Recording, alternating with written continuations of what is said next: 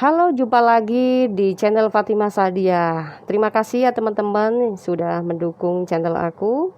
Dan biarlah Tuhan terus memberkati dan senantiasa menyertai saudara-saudara dimanapun kalian berada. Kali ini ya aku membuat tema, please jangan tutup mata. Ya, jangan keraskan hatimu kalau mendengar kebenaran. Di sini teman-teman, saya tidak pernah bermaksud untuk menista agama apapun, tetapi kita membicarakan tentang kebenaran, tentang pertanyaan-pertanyaan teman-teman semua, ya, dari pihak Muslim maupun di pihak Kristen. Pasti semua bertanya-tanya dong, bagaimana caranya wanita untuk sampai ke surga? Kalau di dalam ajaran kekristenan itu tidak disebutkan wanita bagaimana caranya untuk masuk surga dan laki-laki bagaimana caranya untuk masuk surga. Semua laki-laki, perempuan, kecil, besar di dalam kekristenan semua sama jalannya. Hanya di dalam Yesus Kristus. Ya, dan mengikuti ajarannya. Dasar ajaran di dalam kekristenan adalah kasih ya teman-teman ya. Oke, baik. Kenapa saya semakin merasa bahwa di dalam ajaran kekristenan adalah sesuatu kebenaran yang mutlak, teman-teman?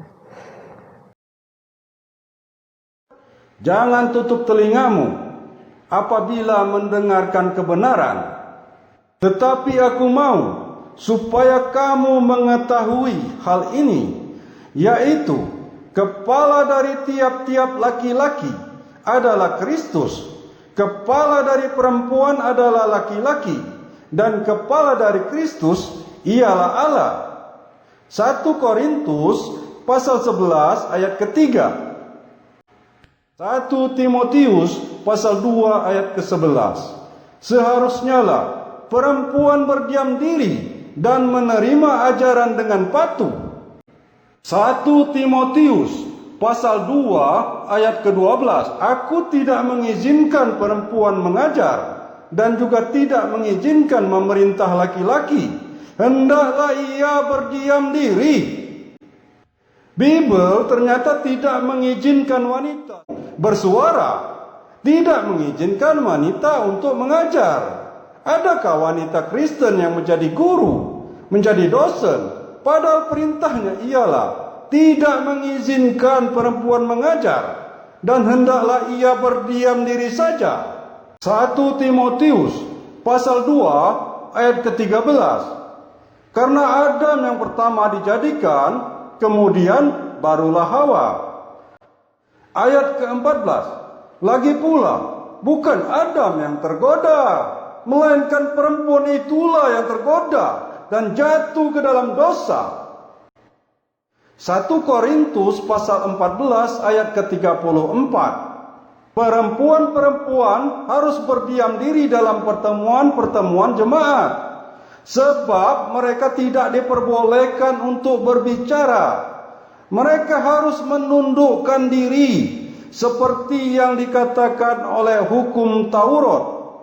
Jika mereka ingin mengetahui sesuatu, baiklah mereka menanyakannya kepada suaminya di rumah, sebab tidak sopan bagi perempuan untuk berbicara dalam pertemuan jemaat. Keluaran pasal 21 ayat ke-7. Apabila ada seorang menjual anaknya yang perempuan sebagai budak, maka perempuan itu tidak boleh keluar seperti cara budak-budak lelaki keluar. 1 Timotius pasal 2 ayat ke-9. Demikian juga hendaknya perempuan, hendaklah ia berdandan dengan pantas, dengan sopan dan sederhana. Rambutnya jangan berkepang-kepang, jangan memakai emas atau mutiara, ataupun pakaian yang mahal-mahal. 1 Timotius pasal 2 ayat ke-10. Tetapi hendaklah ia berdandan dengan perbuatan baik, seperti yang layak bagi perempuan yang beribadah. 1 Korintus pasal 11 ayat ke-5 dan 6. Tetapi tiap-tiap perempuan yang berdoa atau bernubuat dengan kepala yang tidak bertudung menghina kepalanya. sebab ia sama dengan perempuan yang dicukur rambutnya. Sebab jika perempuan tidak mau menudungi kepalanya, maka haruslah ia juga menggunting rambutnya. Tetapi jika bagi perempuan adalah penghinaan bahwa rambutnya digunting atau dicukur, maka haruslah ia menudungi kepalanya. 1 Korintus pasal 11 ayat ke-13. Pertimbangkanlah sendiri, patutkah perempuan berdoa kepada Allah dengan kepala yang tidak bertudung? Imamat pasal 15 ayat ke-19.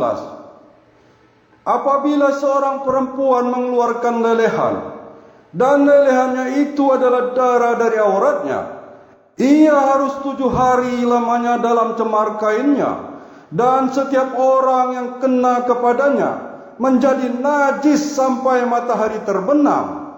Imamat pasal 15 ayat ke-20. Segala sesuatu yang ditidurinya selama ia cemar, kain menjadi najis, dan segala sesuatu yang didudukinya menjadi najis juga. Ulangan pasal 22 ayat ke-28. Misalkan seorang laki-laki tertangkap basah selagi ia memperkosa seorang gadis yang belum bertunangan. Ulangan pasal 22 ayat ke-29. Dalam hal itu, ia harus membayar kepada ayah gadis itu mas kawin seharga 50 uang perak. Gadis itu harus menjadi istrinya, karena ia dipaksa bersetubuh dan selama hidupnya ia tak boleh diceraikan. Tetapi ajaran di dalam Islam, mohon maaf, ini saya bicara fakta ya teman-teman. Ini juga saya mempertanyakan kepada teman-teman muslim, dan muslim sendiri yang memberikan jawaban. Saya bertanya kepada muslim begini, bagaimana cara muslimah bisa masuk surga? Saya bertanya seperti itu ya. Dan teman-teman muslim menjawab seperti ini. Ada 4 perkara untuk muslimah ya bisa masuk surga dan bebas untuk memilih pintu surga mana saja. Ini hadis periwayatan dari Ahmad ya. Katanya seperti ini, niscaya akan dikatakan padanya, masuklah ke dalam surga dari pintu manapun yang kamu mau. Itu hadis riwayat Ahmad ya teman-teman ya. Ini ada hadisnya, ini hadis sahih ya teman-teman ya. Bahkan ini jawaban mutlak dari semua muslim di seluruh dunia ya. Jadi bukan rekayasa saya sendiri.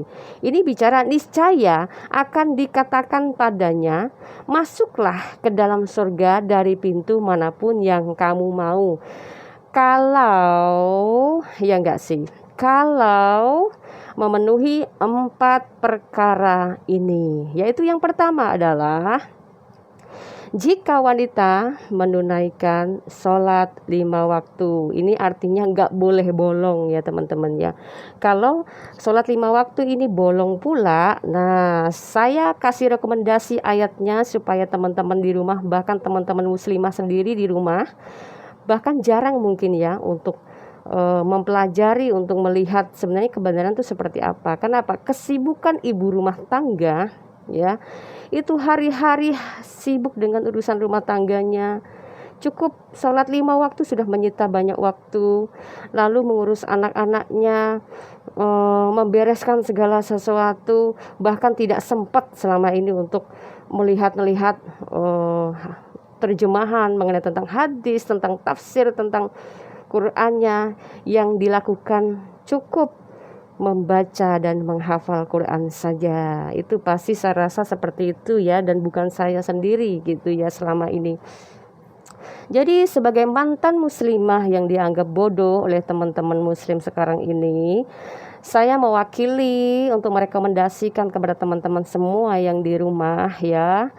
Kata hadis riwayat Bukhari Muslim di nomor 8 dan nomor 16 ya teman-teman ya, mengatakan meninggalkan salah satu dari rukun Islam adalah dosa besar, yaitu salah satunya adalah sholat ya teman-teman ya.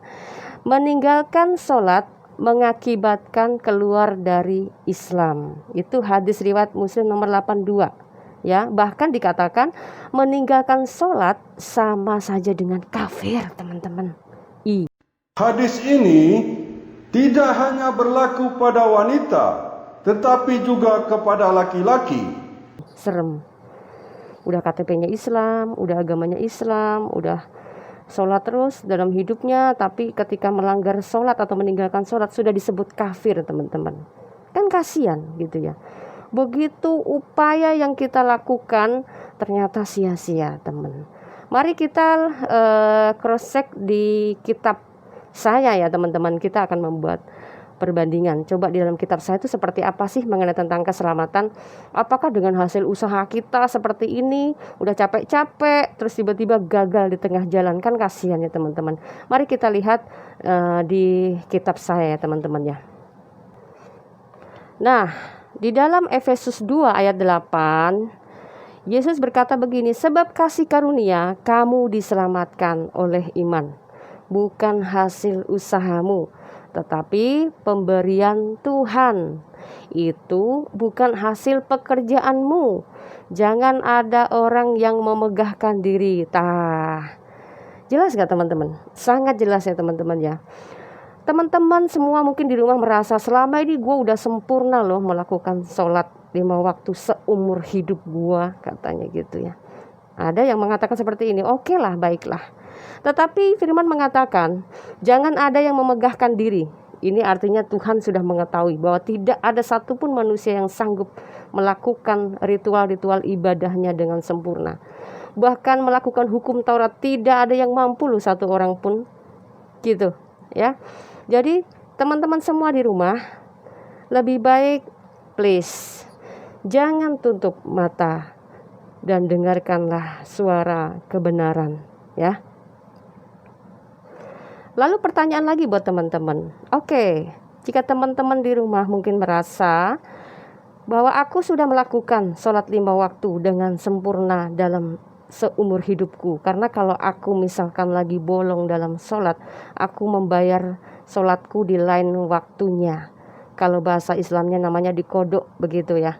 Nah, pertanyaannya adalah, ketika Anda sempurna di dalam sholat 5 waktu, apakah Anda sudah kebal dari dosa? Mana ada orang kebal dosa? Semua manusia pasti mempunyai dosa. Tetapi Allah yang Maha Pengampun akan mengampuni semua dosa kecuali dosa syirik. An-Nisa ayat ke-48. Sesungguhnya Allah tidak akan mengampuni dosa syirik, dan Dia mengampuni segala dosa yang selain dari syirik itu bagi siapa yang dikehendakinya. Barang siapa yang mempersekutukan Allah, maka sungguh ia telah berbuat dosa yang besar. Apa contoh dosa syirik itu?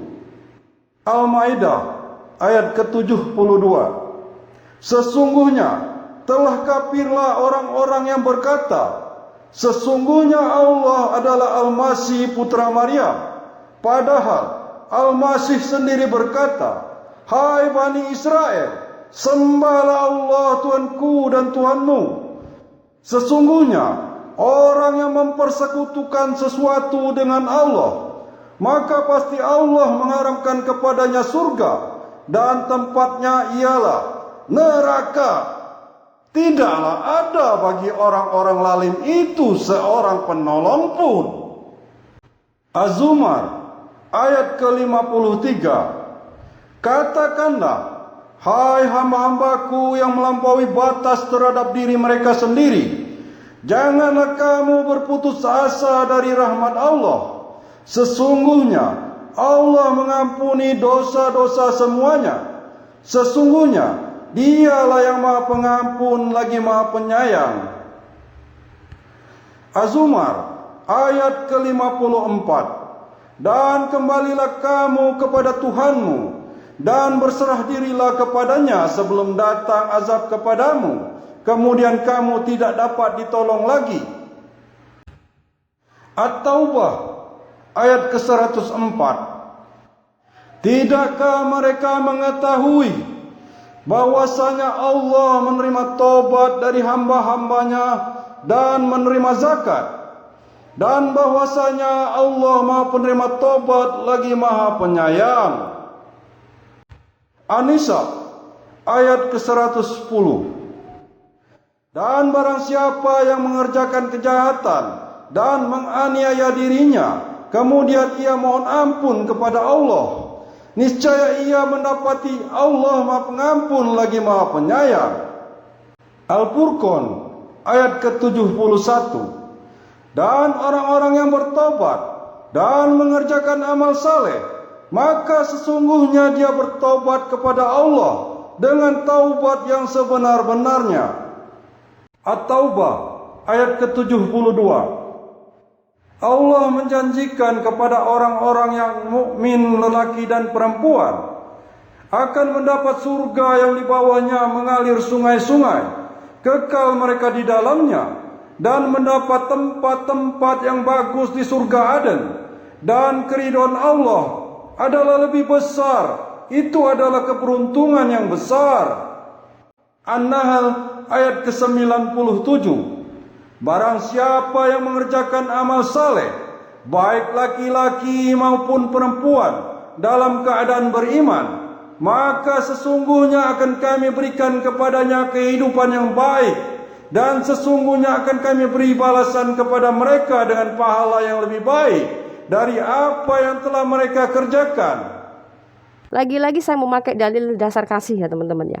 Hukum kasih ini benar-benar menutupi, merangkum hukum Taurat dan kitab para nabi.